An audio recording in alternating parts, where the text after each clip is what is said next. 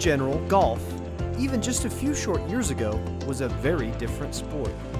Every aspect, from the equipment we use to the expectations of what a typical day at the course should include, it's all changed. And one part of this narrative, the relationship of the clubhouse to the golf course, is of particular importance for one of the world's premier architects. The clubhouse and the golf course have to go together.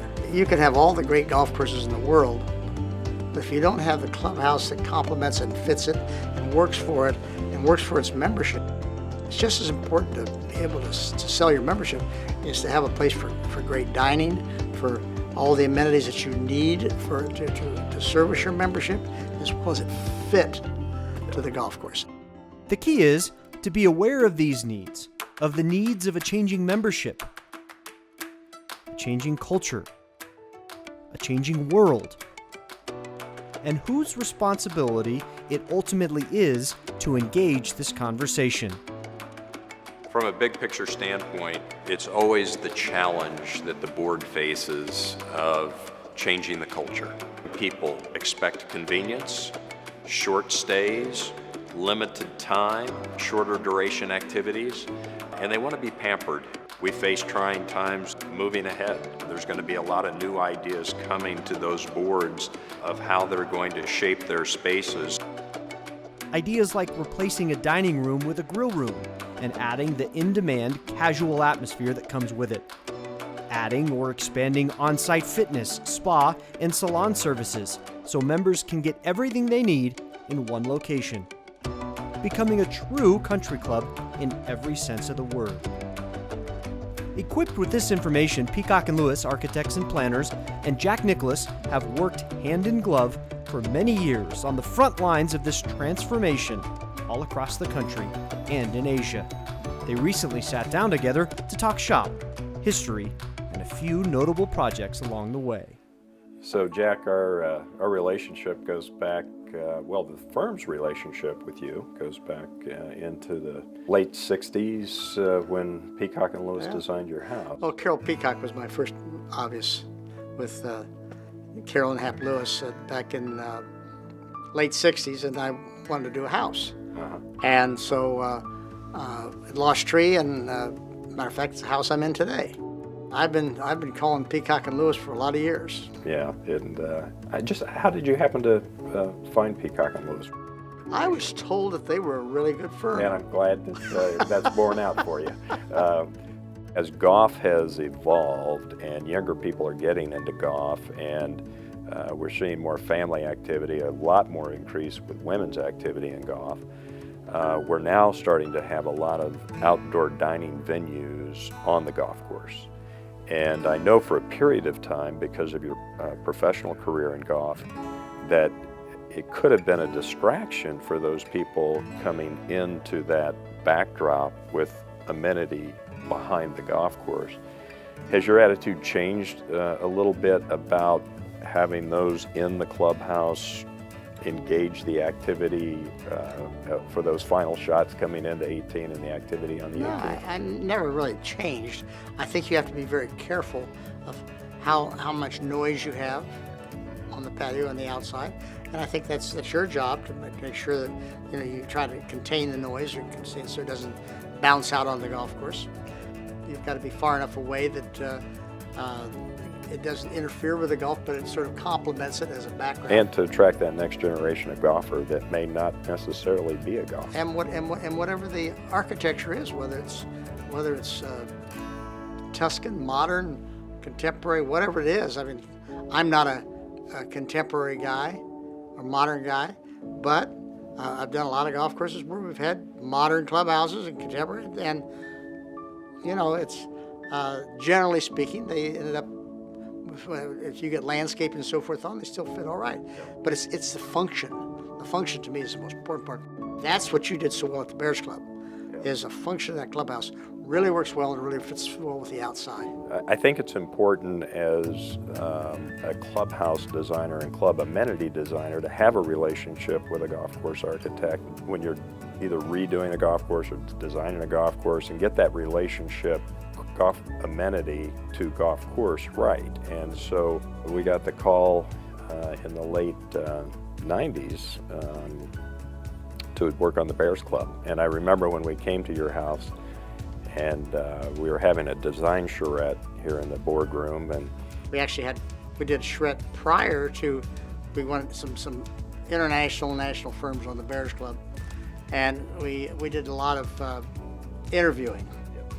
And you were part of that process. So what do you like? What kind of things you like? So, well, I like wood. I like heavy. I like sort of the tile roof. He says, you mean you like Tuscan? Yeah, that's sort of the look I like. I like that heavy, sort of unkept look, but a little history in it, and it was a look that we liked. So we went back, and that's when we went to Peacock and Lewis and you. The Bears Club's beautiful. You did a nice job with it. We got a great golf course. It's a great location, and it's just a very, very, very well done project. Actually, everybody loves it.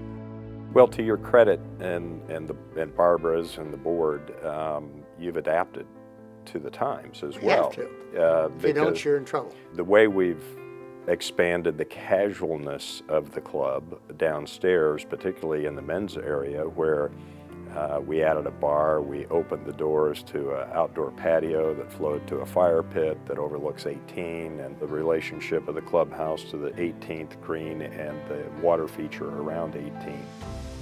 One of the things that has happened over the years is the club cottages. Also, we created a site where club cottages could group up next to the clubhouse, having a beautiful view of water and golf course and activity coming in.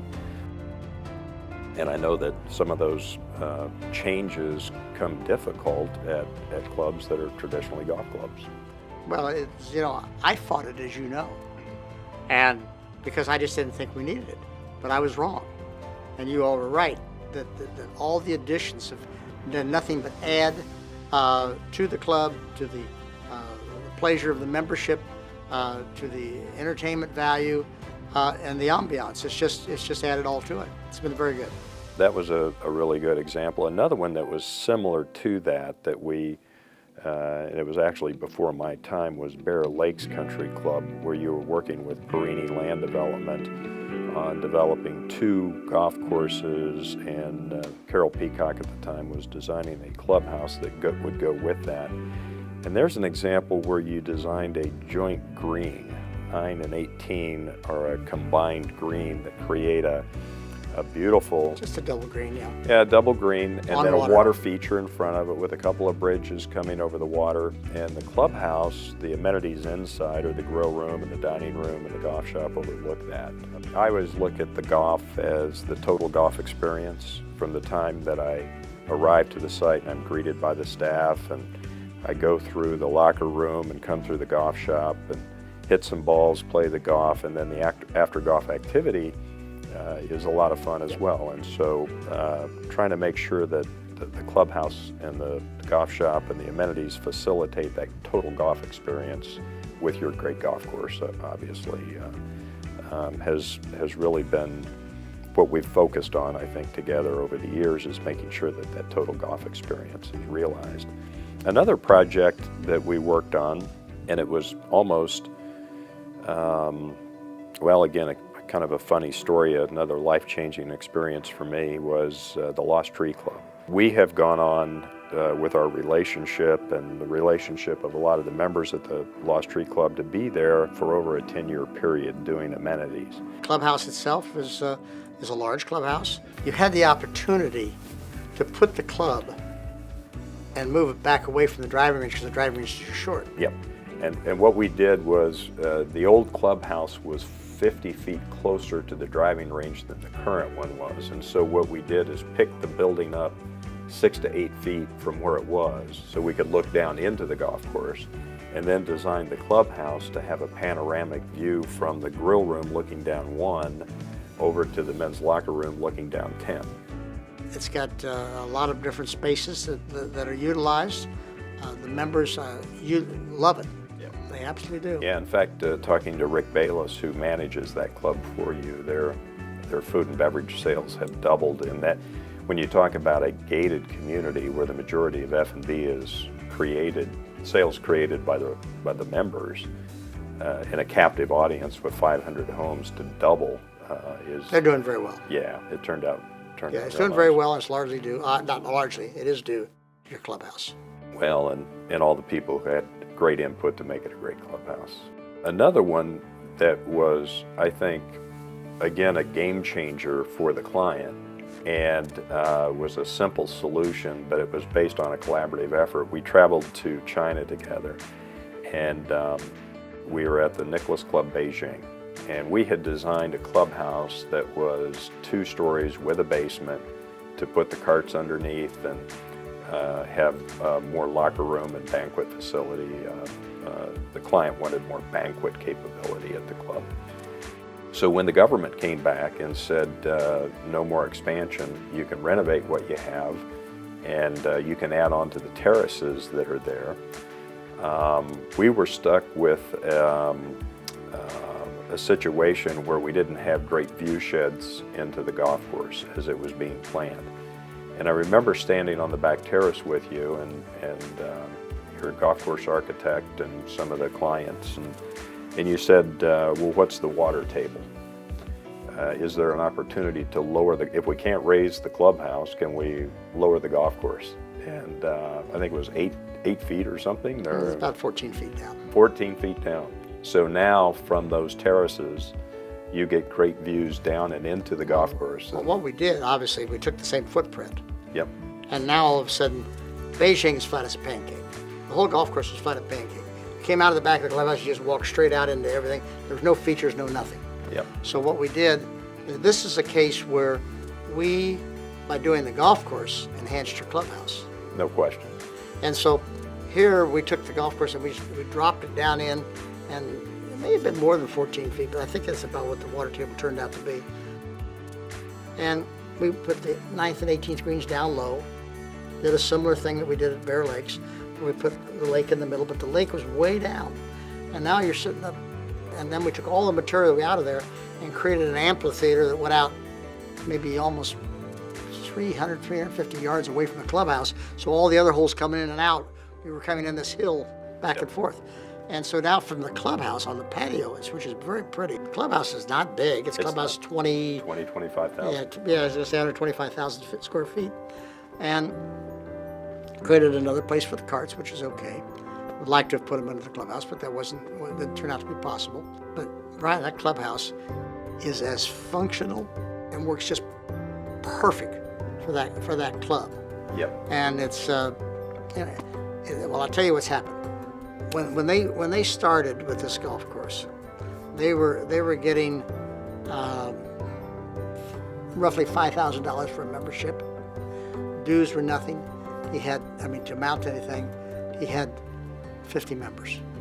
He was there for 6 years. We redid the golf course, redid the clubhouse, and now 450 members.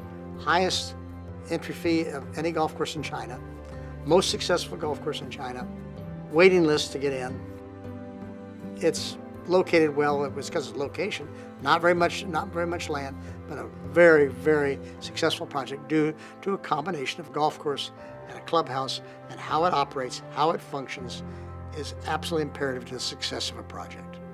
Brian, you do a good job, and we've had fun. We've been pleased to be able to work with you. Yeah, it's been a dream of a lifetime to work with you as well, and get to know your family. Thank you, Brian.